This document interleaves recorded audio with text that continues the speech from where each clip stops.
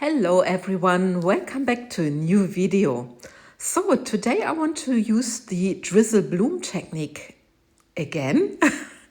I'm saying again because I put it already a couple of times and I've chosen here the round rough and tough coaster duo mold from MoldsandShapes, and I'm introducing my colors. First color is espresso, second color is butterscotch, then the next color is grape purple. All the resin inks are from Octopus fluids. Then next I'm using the light orange. It's a mica powder from Etta Art. I'm using the white pigment drops from Etta Art. There you go. And I added a little bit of the interference pearl into my white. So this pour I've done while I was on holiday earlier this year. At the beginning of the year, it was, I think, my first pour in the new year or something like this. But I never uploaded the video. So you see me now drizzling my colors. I start with the butterscotch and I'm doing this in both coasters. What I can already say, I used the light orange. You don't really see this in the end result. I think I should have mixed it maybe a little bit stronger. I'm not sure, so this is something to test. But anyway, here I have my grape purple, and I think it's a nice mixture with those colors. I'm also drizzling this into the molds. The resin I'm using here is the ultracast resin. It's a medium viscosity resin with a rather long working time. It's round about 60 minutes. And yeah, it works perfectly for these techniques. But you can also use the Art Pro resin. I tested it with the Art Pro. I think I already tested it as well for myself with the Radiant Flow from Dipon.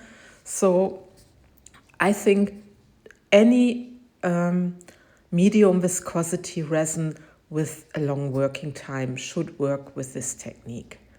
So I'm also adding some of the brown of the espresso in there. You see it, and now I just use the orange. And you see, I'm just altering the colors. Oh no, this was a butterscotch. I'm sorry, the orange will come later. I'm sorry about it. So I'm just altering these colors like I want to. It takes a lot of time, but it's fun doing it. And you know, I always think when you do your resin work, it's not about speeding or how fast you are. Just enjoy whatever you want to do. So I keep on drizzling as I said, and this is now the grape purple again. And actually the colors look very muddy, but I'm always surprised about the end result, that there are some nice shadings or patterns or whatsoever. So you see, I'm just busy. If you don't want to watch it, just fast forward, but it takes as long as it takes, and I just wanted to take you with me for the whole process. So this is again, I think, the brown. Yes, it's the espresso. I love to use brown because I think that doesn't make the color so dirty. And now my resin inks are fully in my mold, and I think now I can take the orange. And like I said, I should have maybe made the orange a little bit more opaque. I really used only a little bit. For the recipe, I think I made already a video where I told you about the ratios of this pour. So you can watch back into one of my previous videos about this technique. But you see, I'm using all the orange. I just divided between those two molds. And I keep on repeating myself. I think I should have made this orange a little bit darker so it would have come through. But you know, I'm still testing what can I do with this technique. And yeah, this was one of my very first pours, and I thought I just share it with you. And it's now over a month ago that I poured this. And anyway, so now I'm taking my white mix with the interference pearl, and I'm also drizzling this on top. Just, you know, doing it how I feel, not thinking too much. What I can tell you as well, I let the ultra cast resin sit for maybe 20 minutes so that it would thicken up a little bit and that it would get a little bit warm.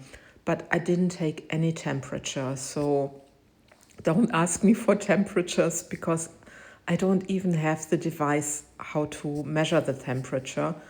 And yeah, anyway, when you see now at the edges, you can see that the resin is moving and you can see different colors appearing on this side, which I think it's always amazing to see.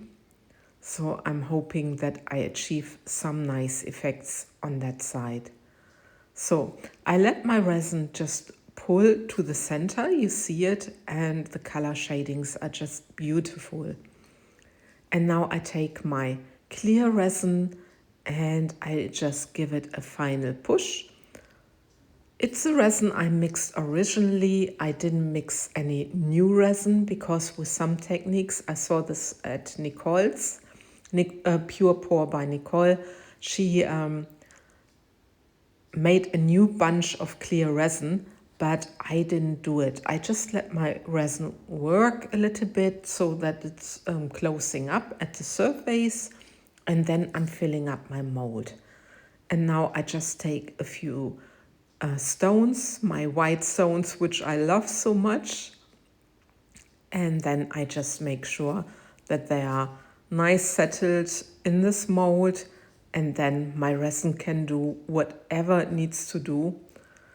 And I love, you know, how the different colors appear on that side. So I just love trying to test new things or to make variation of existing pours. It's just so much fun to do, and I know there are many awesome artists out there who do the same, and it's just beautiful. So, and now you can see how the resin or how it's moving to the center. It's very nice. And like I said, I love the shadings on that side. And I hope I get some nice patterns on the other side. But you never know what you're gonna get. But yeah, let's wait and see. So this is the next day. I can demold and I'm very curious. You see the resin worked really nicely. And I'm so curious what's happening on the bottom side. Because yeah, you just never know. Anyway, let's have a look.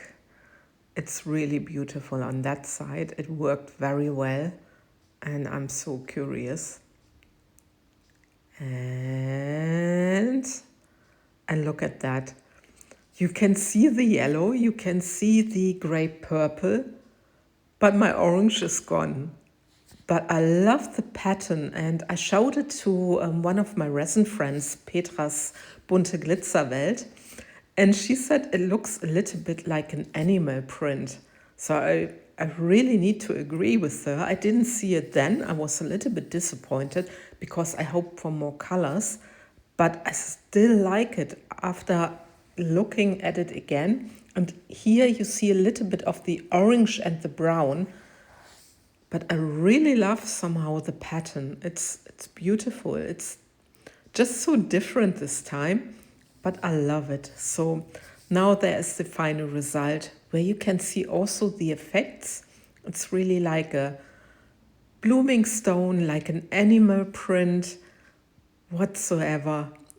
I think it's very nice, and yeah, it's also not so much into your eye that it's too bright.